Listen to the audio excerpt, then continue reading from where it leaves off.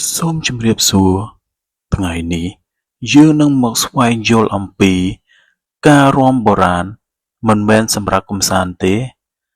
អត្ថន័យជ្រាលជ្រៅនៃនាតារាចាក្នុងទម្រង់ព្រះឥសូររាំការយល់ដឹងអំពីការរាំរបស់ព្រះឥសូរក្នុងទម្រង់នាតារាចាត្រូវបានពង្រីកបន្ថែមនៅក្នុងបរិបទទស្សនវិជ្ជាហិណ្ឌូដែលមើលឃើញចក្រវាឡមិនមែនជាអ្វីដែលឈរជាប់ទេប៉ុន្តែជាចលនាដែលកំពុងបន្តជានិច្ចកាយវិការរាំនេះមិនត្រឹមតែបង្ហាញពីការបំផ្លាញទេប៉ុន្តែបង្ហាញពីច្បាប់នៃការប្រែប្រួលដែលអ្វីៗទាំងអស់ត្រូវតែផ្លាស់ប្ដូរដើម្បីរក្សាសមតុល្យក្នុងរូបសំណាកនាតារាចាព្រះឥសូរត្រូវបានបង្ហាញនៅក្នុងវង់ភ្លើងដែលតំណាងឲ្យចក្រវាឡនិងថាមពលអស្ចារ្យដែលកំពុងមានចលនាភ្លើងនេះមិនមែនជាភ្លើងបំផ្លាញតែប៉ុណ្ណោះទេប៉ុន្តែជាថាមពលបំប្លែងដែលបំផ្លាញអ្វីចាស់ៗហើយបង្កើតអ្វីថ្មីៗជំនួសវិញនេះបង្ហាញថាការបំផ្លាញក្នុងទស្សនវិជ្ជាបុរាណមិនមែនជាការបាត់បង់ទាំងស្រុងទេប៉ុន្តែជាដំណាក់កាលមួយនៃវដ្តជីវិតលើសពីនេះទៅទៀតកាយវិការនៃដៃនិងជើងរបស់នាតារាចាក៏មានន័យជ្រាលជ្រៅដៃម្ខាងកាន់ឧបករណ៍តូចដែលបង្កើតសំឡេងតំណាងឲ្យការចាប់ផ្ដើមនៃសកលលោកឬសូម្បីតែការបង្កើតពេលវេលាដៃម្ខាងផ្សេងទៀតកាន់ភ្លើងដែលបង្ហាញពីការបំផ្លាញដៃមួយទៀតបង្ហាញសញ្ញាអភ័យមានន័យថាកុំភ័យខ្លាចបញ្ជាក់ថាការបំផ្លាញនេះមិនមែនជាអ្វីគួរឲ្យខ្លាចទេព្រោះវាជាផ្នែកមួយនៃច្បាប់ធម្មជាតិខណៈដែលជើងម្ខាងនៅលើអារក្សតូចដែលតំណាងឲ្យអវិជ្ជានិងការមិនយល់ដឹងនេះបង្ហាញថាការរាំរបស់ព្រះឥសូរគឺជាការឈ្នះលើភាពងងឹតនៃចិត្តមនុស្សនិងការបំផ្លាញអវិជ្ជាដើម្បីឲ្យប្រាជ្ញាអាចកើតឡើងបើពិចារណាកាន់តែជ្រៅការរាំនេះអាចត្រូវបានយល់ថាជាការពន្យល់អំពីជីវិតមនុស្សផ្ទាល់ផងដែរមនុស្សរាល់គ្នាត្រូវឆ្លងកាត់ដំណាក់កាលនៃការបង្កើតការរក្សានិងការបំផ្លាញដូចជាការចាប់ផ្ដើមអ្វីថ្មីការរក្សាទុកអ្វីដែលមាននិងការលះបង់អ្វីដែលមិនចាំបាច់ដូច្នេះតណ្ដាវាមិនមែនជាការរាំនៅក្រៅជីវិតមនុស្សទេប៉ុន្តែជាការឆ្លុះបញ្ចាំងពីអ្វីដែលកើតឡើងក្នុងជីវិតប្រចាំថ្ងៃវាបង្រៀនឲ្យយើងយល់ថាការបាត់បង់ឬការផ្លាស់ប្ដូរមិនមែនជាចុងបញ្ចប់ទេប៉ុន្តែជាចំណុចចាប់ផ្ដើមថ្មីនៅក្នុងបរិបទសង្គមបុរាណការបកស្រាយបែបនេះមានសារៈសំខាន់ខ្លាំងព្រោះមនុស្សត្រូវការវិធីដើម្បីពន្យល់អំពីបាតុភូតធម្មជាតិដូចជាការបំផ្លាញដោយភ្លើងភ្លៀងខ្លាំងឬគ្រោះមហន្តរាយផ្សេងៗដោយយករូបភាពនៃព្រះឥសូររាំមនុស្សអាចយល់ថាបាតុភូតទាំងនេះមិនមែនជារឿងចៃដន្យទេប៉ុន្តែជាផ្នែកមួយនៃច្បាប់សកលនេះធ្វើឲ្យមនុស្សមានការយល់ដឹងនិងទទួលយកការផ្លាស់ប្ដូរបានល្អជាងមុនជារួមការរាំរបស់ព្រះឥសូរក្នុងទម្រង់នាតារាចាគឺជារូបសញ្ញាដ៏សម្បូរបែបដែលភ្ជាប់រវាងសិល្បៈសាសនានិងទស្សនវិជ្ជាវាបង្ហាញថាការរាំមិនមែនជាការកម្សាន្តប៉ុណ្ណោះទេប៉ុន្តែអាចជាភាសាមួយសម្រាប់ពន្យល់អំពីចក្រវាឡនិងជីវិតមនុស្ស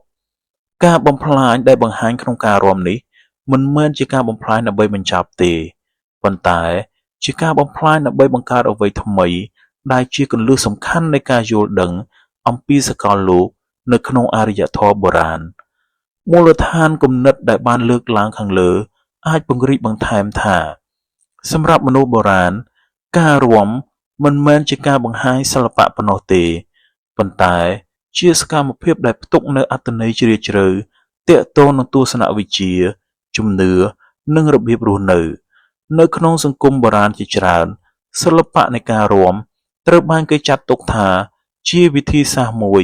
ក្នុងការប្រស័យទាក់ទងជាមួយអំណាចលើសលប់ដូចជាព្រះទេវតាឬវិញ្ញាណធម្មជាតិដូច្នេះហើយ កាយវិការនីមួយៗមិនត្រឹមតែជាចលនាផ្លូវរាងកាយទេប៉ុន្តែជានិមិត្តសញ្ញាដែលមានន័យផ្ទុកក្នុងខ្លួនឧទាហរណ៍ដ៏ល្បីមួយគឺរូបរាងនៃដែលជារូបបង្ហាញព្រះឥសូរក្នុងសភាពរាំក្នុងរូបភាពនេះកាយវិការនីមួយៗមានន័យជាក់លាក់ខ្លាំងដៃមួយបង្ហាញការការពារប្រាប់មនុស្សកុំឲ្យភ័យខ្លាចខណៈដៃមួយផ្សេងទៀតកាន់ភ្លើងដែលតំណាងឲ្យការបំផ្លាញនិងការផ្លាស់ប្ដូរ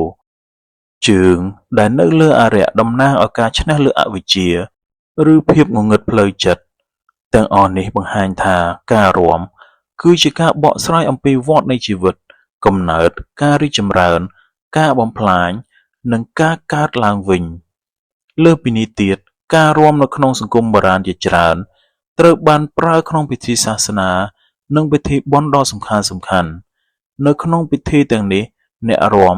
ត្រូវបានបណ្ដុះបណ្ដាលយ៉ាងហ្មត់ចត់ដើម្បីអនុវត្តចលនាដោយត្រឹមត្រូវដោយគេជឿថាការខុសបន្តិចបន្តួចអាចប៉ះពាល់ដល់អត្ថន័យឬឥទ្ធិពលនៃពិធីនេះបង្ហាញពីវិន័យខ្ពស់និងការគោរពយ៉ាងខ្លាំងចំពោះសិល្បៈនេះការរាំមិនមែនជារឿងលេងសើចឬការកម្សាន្តសាមញ្ញទេប៉ុន្តែជាការអនុវត្តដ៏បរិសុទ្ធដែលភ្ជាប់មនុស្សទៅនឹងអំណាចអាថ៌កំបាំងបន្ថែមពីនេះការរាំក៏មានតួនាទីសំខាន់ក្នុងការរក្សាសមតុល្យរវាងមនុស្សនិងធម្មជាតិនៅក្នុងសង្គមកសិកម្មបុរាណមនុស្សជឿថាការរាំអាចជួយអំពាវនាវឲ្យមានភ្លៀងឬធ្វើឲ្យដំណាំលូតលាស់ល្អការរាំនៅក្នុងពិធីបុណ្យផ្សេងៗដូចជាការអបអរសាទររដូវការថ្វាយបង្គំព្រះធម្មជាតិគឺជាវិធីសាស្ត្រដើម្បីរក្សាភាពសុខដុមរមនានិងបង្កើតទំនាក់ទំនងល្អជាមួយបរិស្ថានក្នុងន័យទស្សនវិជ្ជាការរាំក៏អាចត្រូវបានមើលថាជារូបមន្តនៃជីវិតផ្ទាល់ខ្លួនចលនាដែលបន្តបន្ទាប់និងមានលំនាំបង្ហាញពីការផ្លាស់ប្ដូរដែលមិនឈប់ឈរមនុស្សបុរាណយល់ថាជីវិតគឺដូចជាការរាំដែលត្រូវការសមតុល្យចំណេះដឹងនិងការយល់ដឹងអំពីចលនានៃពិភពលោកដូច្នេះការរាំក្លាយជាវិធីសាស្ត្រមួយសម្រាប់ការអប់រំផ្លូវចិត្តនិងការយល់ដឹងអំពីខ្លួនឯងការរាំនៅសម័យបុរាណមានអត្ថន័យជ្រាលជ្រៅលើសពីការកម្សាន្តវាជាភាសានៃនិមិត្តសញ្ញាជាឧបករណ៍សាសនាជាវិធីសាស្ត្រភ្ជាប់មនុស្សជាមួយព្រះនិងធម្មជាតិហើយក៏ជាវិធីសម្រាប់យល់ដឹងអំពីជីវិតនិងពិភពលោកផងដែរបើយើងពង្រីកន័យពីការប្រៀបធៀបនេះនឹងឃើញថាភាពខុសគ្នារវាងការរាំសម័យបុរាណនិងសម័យបច្ចុប្បន្នមិនមែនមានត្រឹមតែគោលបំណងនោះទេប៉ុន្តែស្ថិតនៅលើរបៀបដែលមនុស្សយល់អំពីពិភពលោកទាំងមូលនៅក្នុងបរិបទបុរាណការរាំជាផ្នែកមួយនៃទស្សនវិជ្ជាអំពីចក្រវាឡដែលមនុស្សមើលឃើញថាពិភពលោកគឺជាប្រព័ន្ធរស់ដែលមានចលនាជានិច្ចនិងត្រូវបានគ្រប់គ្រងដោយអំណាចលើសលប់ដូច្នេះការរាំរបស់ព្រះឥសូរក្នុងទម្រង់ណាតារាចាមិនត្រឹមតែជារូបភាពសិល្បៈទេ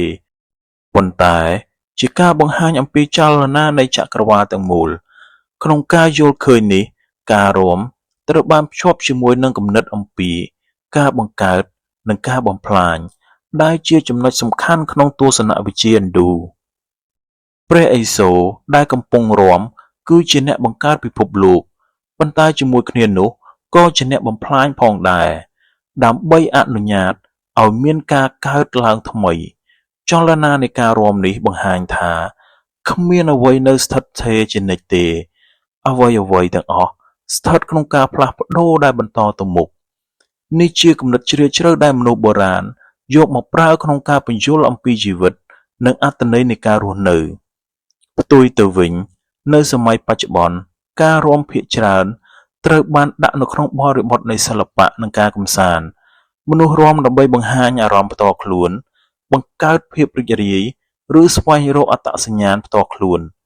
ទោះបីជាការរាំនៅសម័យថ្មីក៏អាចមានអត្ថន័យជ្រាលជ្រៅផងដែរក៏វា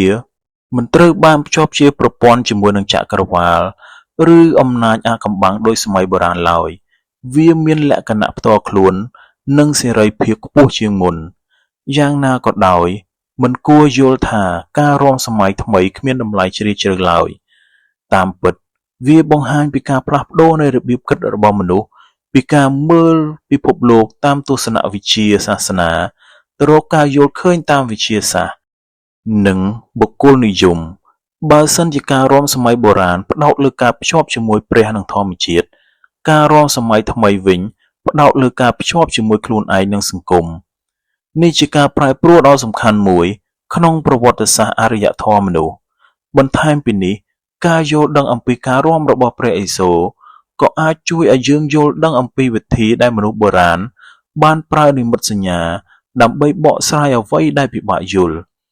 ជំនួសឲ្យការប្រើភាសាវិទ្យាសាស្ត្រពួកគេប្រើរូបភាពនិងចលនា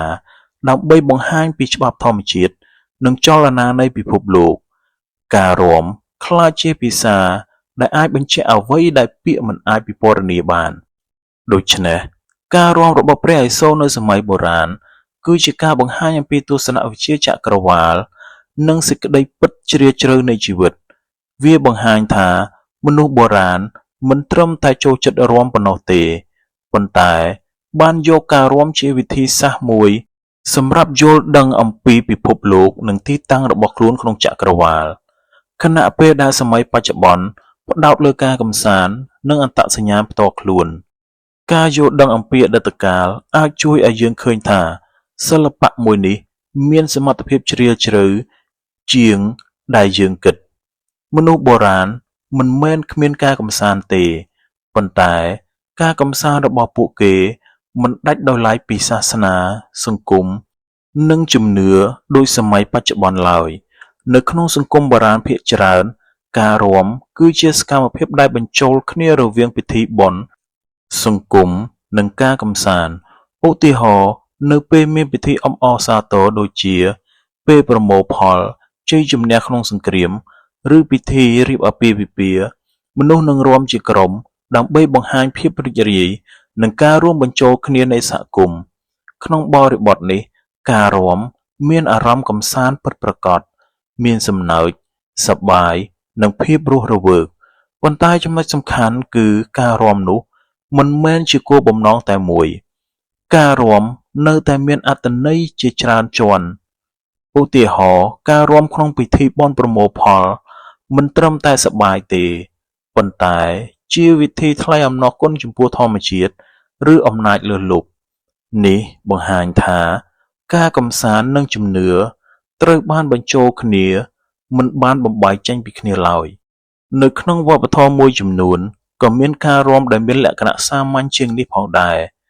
ដូចជាការរាំរបស់យុវជននៅពេលជួបជុំគ្នានិងពេលមានពិធីសង្គមការរាំបែបនេះអាចប្រើសម្រាប់ស្វែងរកគូស្នេហ៍បង្កើតទំនាក់ទំនងឬបង្ហាញអត្តសញ្ញាណរបស់ក្រុមទោះជាយ៉ាងណាសូម្បីតែក្នុងករណីនេះក៏នៅតែមានច្បាប់ប្រពៃណីនិងនិមិត្តសញ្ញាដែលគ្រប់គ្រងចលនានោះផងដែរបើប្រៀបធៀបទៅនឹងសម័យបច្ចុប្បន្នភាពខុសគ្នាសំខាន់នៅរវាងការរាំសម័យបុរាណនិងសម័យថ្មីគឺស្ថិតនៅលើរបៀបដែលអត្ថន័យត្រូវបានបញ្ចូលនិងបែងចែកនៅសម័យបុរាណការរាំមិនអាចបំបែកចេញពីជីវិតសង្គមនិងជំនឿសាសនាបានឡើយព្រោះវាជាសកម្មភាពដែលបញ្ចូលគ្នារវាងពិធីសាសនាសង្គមនិងការកម្សាន្តក្នុងពេលតែមួយមនុស្សរាំនៅពេលធ្វើពិធីបុណ្យដើម្បីថ្វាយបង្គំព្រះឬអំណាចធម្មជាតិខណៈពេលដូចគ្នានោះក៏បង្ហាញភាពរីករាយនិងការរួមបញ្ចូលគ្នារបស់សហគមន៍ផងដែរនៃការរាំក្នុងបរិបទនេះមានជាច្រើនជាន់ដោយចលនានីមួយៗអាចតំណាងឲ្យជំនឿសេចក្តីសង្ឃឹមនិងការយល់ឃើញអំពីចក្រវាឡដោយដែលអាចឃើញក្នុងរូបរាងនាតារាចាដែលបង្ហាញការរាំជាភាសានៃការបង្កើតនិងការបំផ្លាញផ្ទុយទៅវិញនៅសម័យបច្ចុប្បន្នការរាំភាគច្រើនត្រូវបានបំបែកចេញពីបរិបទសាសនាហើយផ្លាស់ប្ដូរទៅជាសកម្មភាពសម្រាប់ការកម្សាន្តការបង្ហាញអារម្មណ៍និងការសម្ដែងអត្តសញ្ញាណផ្ទាល់ខ្លួនមនុស្សអាចរាំដោយគ្មានកាតព្វកិច្ចសាសនាឬនិមិត្តសញ្ញាដ៏ជ្រាលជ្រៅដូចមុនហើយផ្ដោតលើសេរីភាពនិងការច្នៃប្រឌិតផ្ទាល់ខ្លួនជាងមុនទោះជាយ៉ាងណាភាពខុសគ្នានេះ មិនមានន័យថាការរាំសម័យថ្មីគ្មានអត្ថន័យទេប៉ុន្តែវាបង្ហាញពីការផ្លាស់ប្ដូរនៃទស្សនវិជ្ជាពីការយល់ឃើញពិភពលោកជាប្រព័ន្ធអាថ៌កំបាំងនិងសាសនាទៅរកការយល់ឃើញដែលផ្ដោតលើបុគ្គលនិងបទពិសោធន៍ផ្ទាល់ខ្លួនជាចម្បងសូម្បីតែការរាំដែលយើងគិតថាសាសនាខ្លាំងបំផុតដូចជារូបរាងនាតារាចាក៏បង្ហាញថាមនុស្សបុរាណមើលការរាំជាចលនានៃជីវិតទាំងមូលមានទាំងភាពធ្ងន់ធ្ងរនិងភាពរស់រវើកនៅក្នុងសកម្មភាពរាំនេះមិនមែនជារឿងតានតឹងតែមួយទេអាចនិយាយបានថាមនុស្សបុរាណមានការរាំកម្សាន្តប៉ុន្តែការកម្សាន្តនោះតែងតែភ្ជាប់ជាមួយនឹងអត្ថន័យសង្គមនិងវិញ្ញាណពួកគេមិនបានបំបែកសប្បាយចេញពីអត្ថន័យដូចយើងសពថ្ងៃទេសម្រាប់ពួកគាត់ការរាំអាចជាការរួមបញ្ចូលទាំងពីរក្នុងពេលតែមួយគឺសម្រាប់ការបូជាផងនិងសប្បាយផងជារួមមកការរាំរបស់ព្រះឥសូរក្នុងទម្រង់នាតារាចានិងការអនុវត្តការរាំនៅសម័យបុរាណបង្ហាញពីទស្សនវិជ្ជាជ្រាលជ្រៅដែលភ្ជាប់សិល្បៈសាសនានិងការយល់ដឹងអំពីជីវិតជាចក្រវាឡមួយវាមិនមែនជាការកម្សាន្តធម្មតាទេប៉ុន្តែជានិមិត្តសញ្ញានៃចលនានិរន្តរភាពរបស់ពិភពលោកដែលមានការបង្កើតការរក្សានិងការបំផ្លាញជាដំណាក់កាលបន្តបន្ទាប់តាមរយៈរូបភាពនេះមនុស្សបុរាណបានព្យាយាមបកស្រាយអំពីសេចក្តីពិតនៃជីវិតនិងអ្វីៗទាំងអស់ដែលមិនស្ថិតស្ថេរជានិច្ចនៅពេលដូចគ្នាវាក៏បង្ហាញថាការរាំមិនត្រឹមតែជាសិល្បៈឬការថ្វាយបង្គំព្រះប៉ុណ្ណោះទេប៉ុន្តែជាឧបករណ៍សម្រាប់ភ្ជាប់មនុស្សជាមួយសង្គមធម្មជាតិនិងជំនឿផងដែរការរាំនៅសម័យបុរាណមានទាំងអត្ថន័យសាសនានិងការកម្សាន្តក្នុងពេលតែមួយដោយមិនបានបំបែកចេញពីគ្នាដោយសម័យបច្ចុប្បន្នឡើយខណៈពេលដែលសម័យថ្មីផ្ដោតលើសេរីភាពបុគ្គលនិយមនិងការកម្សាន្តជាចម្បង